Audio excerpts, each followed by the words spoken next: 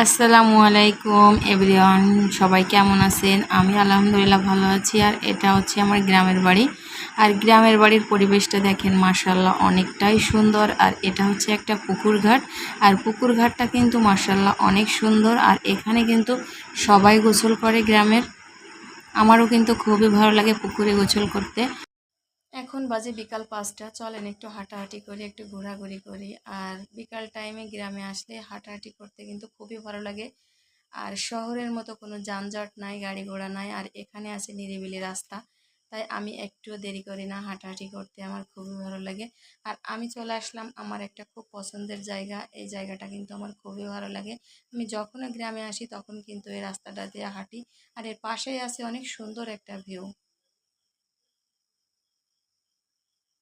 আর বিকাল টাইমে হাঁটতে কিন্তু আমার খুবই ভালো লাগছে। আর এলাকাটা একেবারে নিরিবিলি।